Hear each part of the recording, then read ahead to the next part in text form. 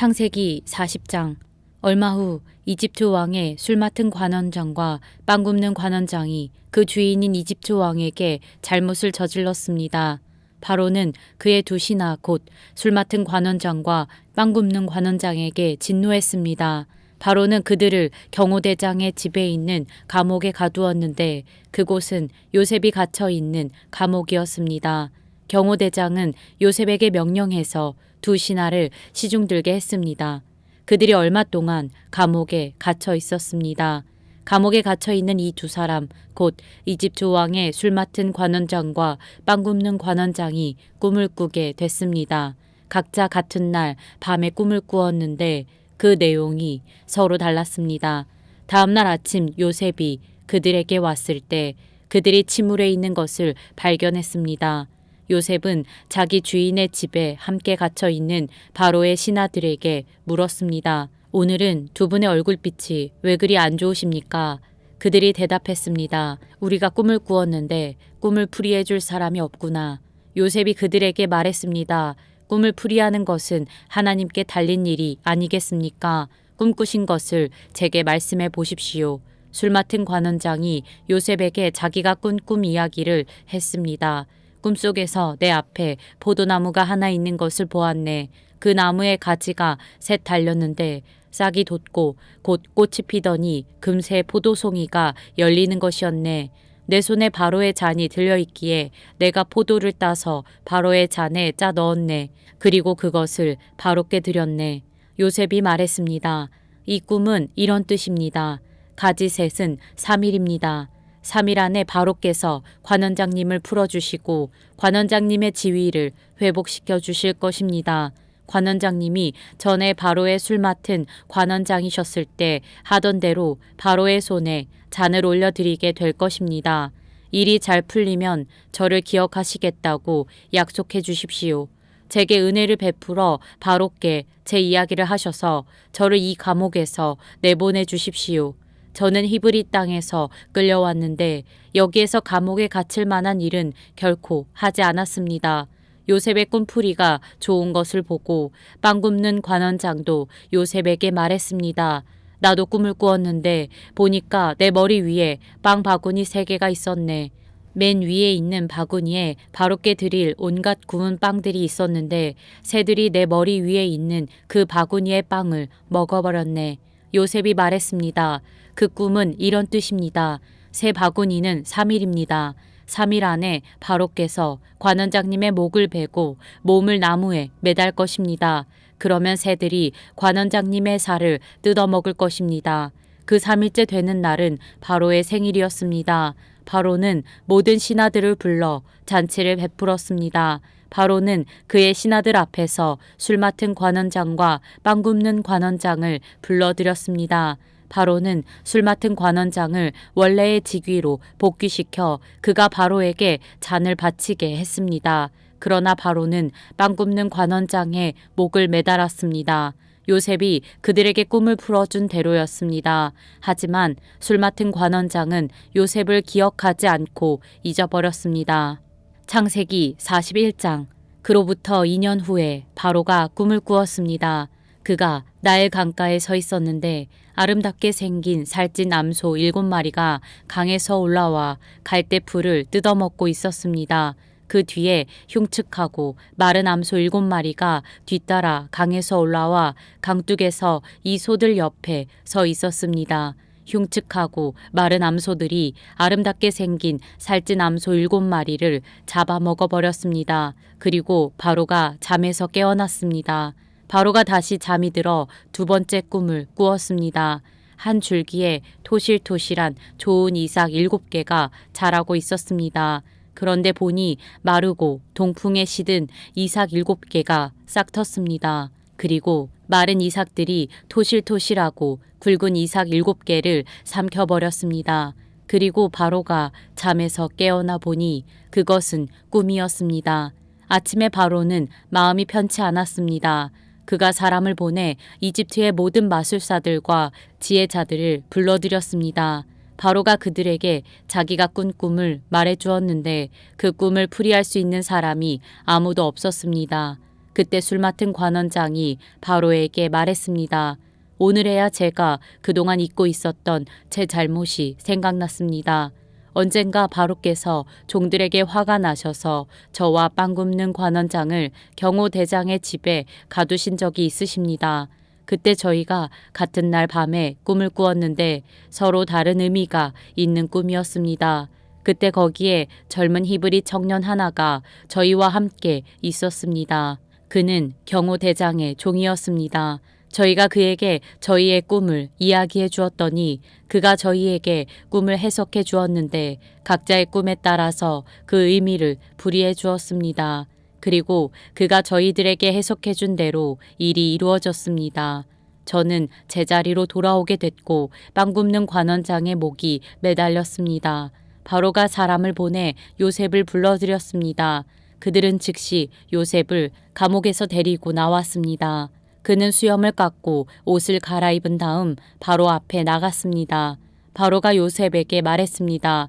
내가 꿈을 꾸었는데 아무도 그것을 풀지 못했다. 내가 너에 대해 하는 말을 들어보니 너는 꿈 이야기를 들으면 풀 수 있다고 하더구나. 요셉이 바로에게 대답했습니다. 제가 아니라 하나님께서 바로에게 평안한 대답을 주실 것입니다. 바로가 요셉에게 말했습니다. 꿈속에서 보니 내가 나일 강둑에 서 있었다. 그런데 살찌고 모양새가 좋은 암소 7마리가 강에서 올라와 갈대풀을 뜯어먹고 있었다. 그 뒤를 이어 약하고 보기에 아주 흉하며 야윈 다른 소 7마리가 올라왔다. 나는 이집트 온 땅에서 그렇게 형편없는 소들을 본 적이 없다. 그런데 그 형편없고 마른 소들이 처음에 살찐 소 7마리를 잡아먹는 것이다. 그것들은 먹고 나서도 굶은 것처럼 여전히 그 생김새가 형편없었다. 그리고 내가 잠에서 깨었다. 다시 내가 꿈에서 보니 굵고 좋은 알곡이 달린 7개의 이삭이 한 줄기에서 자라나고 있었다. 그 뒤를 이어 마르고 동풍에 시든 7개의 이삭이 싹텄다. 그러고 나서 그 마른 이삭들이 좋은 이삭 7을 삼켜버렸다. 내가 이것을 마술사들에게 말해주었지만 내게 그 꿈을 설명해주는 사람이 없었다. 요셉이 바로에게 말했습니다. 바로의 꿈은 다 같은 것입니다. 하나님께서 이제 하시고자 하는 일을 바로께 보여주신 것입니다. 7마리 좋은 소는 7년을 말하며 7개의 좋은 이삭도 7년을 말합니다. 이 꿈은 같은 것입니다. 나중에 나온 7마리의 마르고 형편없는 소들 역시 7년을 말하고 동풍에 마른 속이 빈 이삭 7도 흉년이 7년 동안 있을 것을 말합니다. 제가 바로께 말씀드린 것과 같이 이것은 하나님께서 이제 하시고자 하는 일을 바로께 보여주신 것입니다. 두고 보십시오. 이집트 온 땅에 7년 동안 큰 풍년이 있게 될 것입니다. 그 후에 7년의 흉년이 뒤따를 것입니다. 그러면 이집트의 모든 풍요로움이 잊혀지고 기근이 땅을 뒤덮을 것입니다. 뒤에 따라올 기근이 너무 심해 이 땅에 풍요로움이 있었는지 기억조차 못하게 될 것입니다. 이 꿈이 바로께 2번이나 반복해 보인 것은 이 일을 하나님께서 결정하셨고 하나님께서 이 일을 서둘러 행하실 것이기 때문입니다. 이제 바로께서는 분별력과 지혜가 있는 사람을 찾아 이집트 땅 위에 세우십시오. 바로께서는 이렇게 행하십시오. 온 땅에 감독들을 임명하시고 7년의 풍년 동안 이집트에서 추수한 곡식의 5분의 1을 거둬들이게 하십시오. 이제 다가올 풍년 동안에 이 식량들을 모아들이시고 왕의 권한 아래 이 곡식들을 각 성읍들에 쌓아놓고 지키게 하십시오.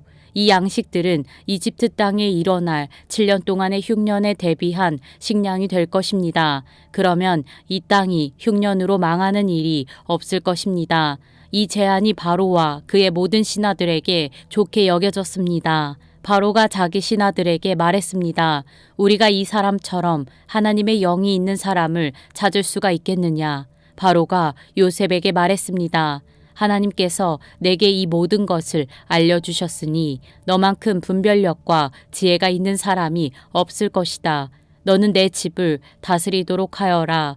내 모든 백성이 내 명령에 순종할 것이다. 내가 너보다 높은 것은 이 왕의 자리뿐이다. 바로가 요셉에게 말했습니다. 보아라, 내가 지금 너를 이집트 온 땅 위에 세우노라. 바로가 자기 손가락에서 반지를 빼 요셉의 손가락에 끼워주고 고운 삼배로 된 옷을 입히고 그 목에는 금목걸이를 걸어주었습니다. 그는 또한 요셉을 자기의 두 번째 수레에 태웠습니다. 사람들이 요셉 앞에서 무릎 꿇고 절하라고 외쳤습니다. 이렇게 해서 바로는 요셉에게 이집트 온 땅을 맡겼습니다. 바로가 요셉에게 말했습니다. 나는 바로다. 내 말이 떨어지기 전에는 이집트 온 땅에서 자기 손이나 발을 움직일 사람이 없을 것이다. 바로가 요셉에게 사브낫 바네아라는 이름을 지어주었습니다. 그리고 온의 제사장인 보디베라의 딸 아스낫을 그에게 아내로 주었습니다. 요셉이 이집트 땅을 다스렸습니다. 요셉이 이집트 왕 바로 앞에 서게 됐을 때 그의 나이 30세였습니다. 요셉은 바로 앞에서 나와 이집트를 두루 살피고 다녔습니다. 땅은 7년의 풍년 동안 풍성하게 많은 소출을 냈습니다. 요셉은 그 7년의 풍년 동안 이집트에서 생산된 모든 양식을 거둬 여러 성에 쌓아두었습니다. 그는 각 성의 주변에 있는 밭에서 거둔 양식들을 각 성에 저장해 두었습니다. 요셉은 바다의 모래처럼 어마어마하게 많은 양의 곡식을 모아두었습니다. 그 양이 너무 많아서 그는 다 기록할 수가 없었습니다. 흉년이 들기 전에 온의 제사장 보디베라의 딸 아스낫이 요셉에게 두 아들을 낳아주었습니다. 요셉은 하나님께서 나로 하여금 내 모든 수고와 내 아버지 집의 모든 일을 다 잊게 하셨다라고 하며 맏아들의 이름을 므낫세라고 지었습니다. 그리고 그는 하나님께서 나로 하여금 내 고난의 땅에서 번영하게 하셨다라고 하며 작은 아들의 이름을 에브라임이라고 지었습니다. 이집트 땅에 7년의 풍년이 끝났습니다.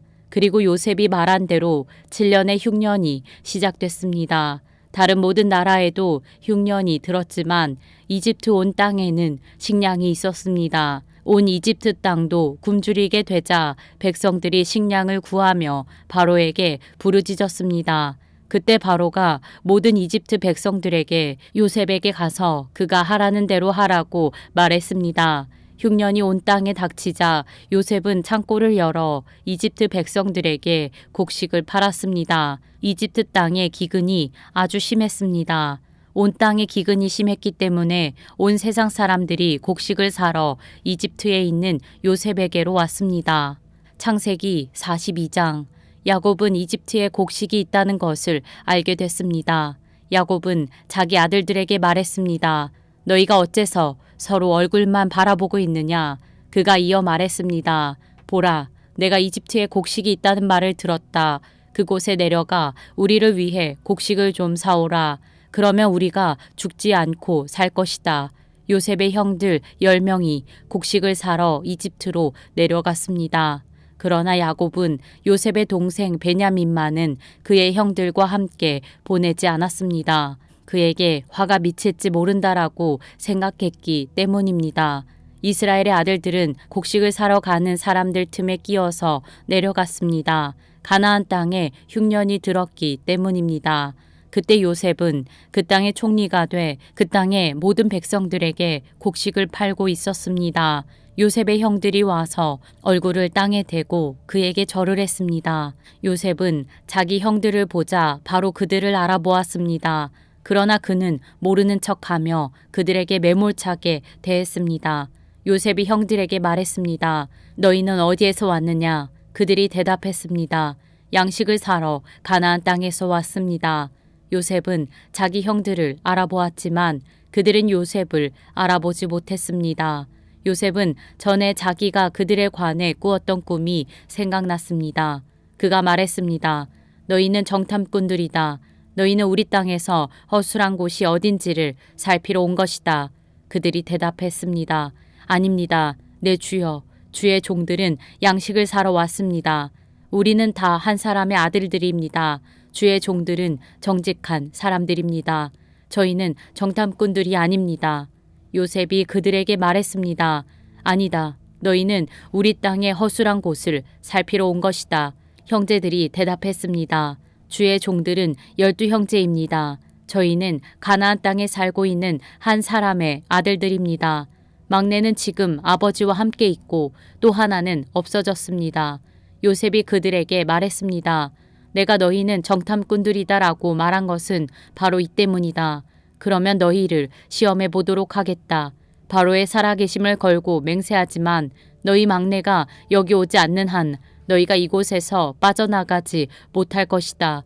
너희 가운데 하나를 보내 너희 동생을 데려오도록 하라. 그동안 너희는 갇혀 있게 될 것이다. 너희 말이 진실인지 시험해 보도록 하겠다. 만약 진실이 아니라면 바로의 살아계심을 걸고 맹세하건대 너희는 정탐꾼들임에 틀림없다. 요셉은 그들 모두를 3일 동안 가둬놓았습니다. 3일 만에 요셉이 형제들에게 말했습니다. 이렇게 하면 너희가 살게 될 것이다. 나는 하나님을 경외하는 사람이다.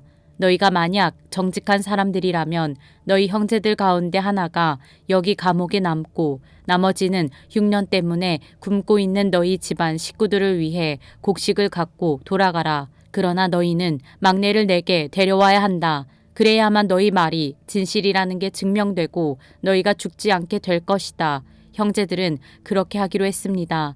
형제들이 서로 말했습니다.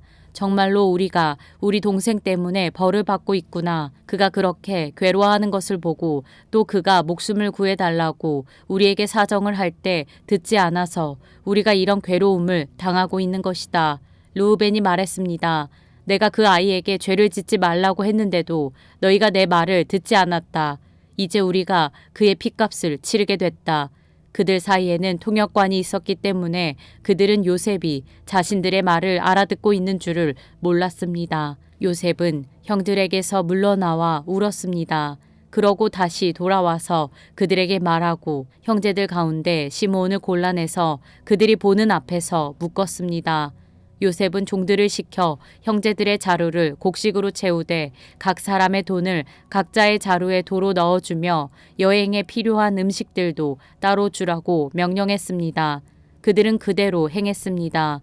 형제들은 나귀에 곡식을 싣고 그곳을 떠났습니다. 그들 가운데 하나가 여관에서 나귀에게 먹이를 주려고 자루를 열었다가 자루 아귀에 자기 돈이 그대로 들어있는 것을 발견했습니다. 그가 자기 형제들에게 말했습니다. 내 돈이 도로 돌아왔다. 여기 내 자루 속에 돈이 들어있어. 그러자 그들의 마음이 철렁 내려앉았습니다. 형제들은 놀라서 서로에게 말했습니다. 하나님께서 우리에게 왜 이런 일을 행하셨을까? 형제들은 가나안 땅에 있는 자기들의 아버지 야곱에게 가서 그동안 있었던 일들을 낱낱이 말했습니다. 그 땅을 다스리는 사람이 저희에게 매몰차게 말하면서 저희를 그 땅을 엿보러 온 정탐꾼 취급했습니다.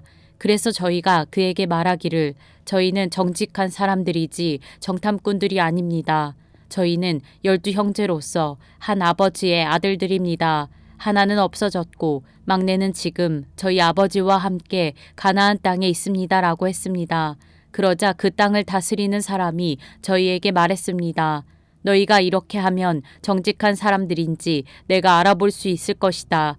너희 형제들 가운데 하나를 나와 함께 여기에 남겨두고 나머지는 흉년으로 인해 굶고 있는 너희 집안 식구들을 위해 곡식을 갖고 돌아가라. 그리고 너희 막내를 내게 데려오면 너희가 정탐꾼들이 아니라 정직한 사람들인 것을 내가 알게 될 것이다. 그러면 내가 너희 형제를 다시 내줄 것이며 너희는 이 땅에서 자유롭게 다닐 수 있을 것이다 라고 말입니다. 형제들이 각자 자기 자루를 비우려고 보니 모든 자루마다 돈꾸러미가 도로 들어 있었습니다. 그 돈꾸러미들을 보고 그들과 그들의 아버지가 겁에 질렸습니다. 아버지 야곱이 그들에게 말했습니다. 너희가 내 자식들을 빼앗아 가는구나. 요셉이 없어지더니 시므온도 없어지고 이제는 베냐민마저 데려가려 하는구나. 너희 모두가 나를 괴롭히는구나. 르우벤이 아버지에게 말했습니다. 만약 제가 베냐민을 다시 아버지께로 데려오지 못한다면 제 아들 둘을 죽이셔도 좋습니다. 베냐민을 제 손에 맡기십시오. 제가 그를 도로 데려오겠습니다. 그러나 야곱이 말했습니다. 내 아들 베냐민은 너희와 함께 거기에 내려가지 못한다. 베냐민의 형 요셉이 죽었고 이제 베냐민밖에 남지 않았다. 혹시 너희가 데려가는 길에 베냐민이 해라도 입는다면 너희는 흰머리가 난 나를 슬픔 가운데 죽게 만들 것이다.